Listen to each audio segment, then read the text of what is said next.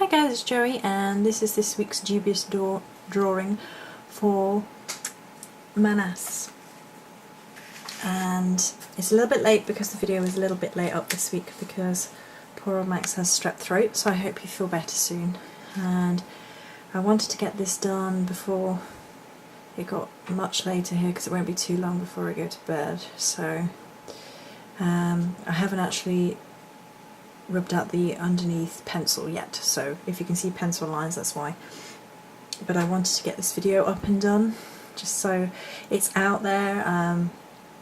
I've done it for the week, I've done it for everybody, and you know, this is something that I like to do for the rune group, so I want to keep that up and make sure it goes up every week and in full time and not put it off till tomorrow.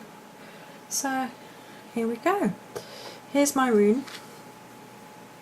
It's a nice thick chunky rune with very interesting shape. Very interesting bird shape there. I think that's going to be very relevant already this week. Okay, so we've got holly in the corner and then there's the rune. Go through the meanings up top first. Humanity and spiritual community.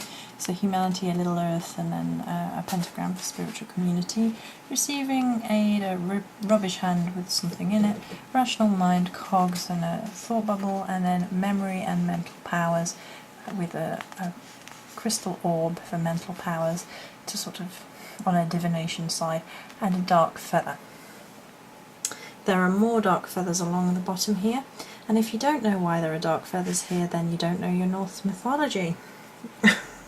I'm sure it'll come up again in other videos and it'll be everybody else's idea, but there you go. It's been happening to me a lot this week. And we have a tree growing up the side with a little pruning going on here, and I thought the tree was a good symbol of sort of a growing community and a good way of, a nature way of sort of showing things coming together, growing, unifying, and then trimming away things that are perhaps poisonous and deadly to the community or within yourself to help you grow within a community.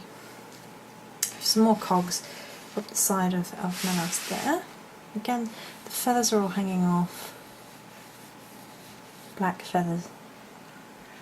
We'll see how many people know their stuff.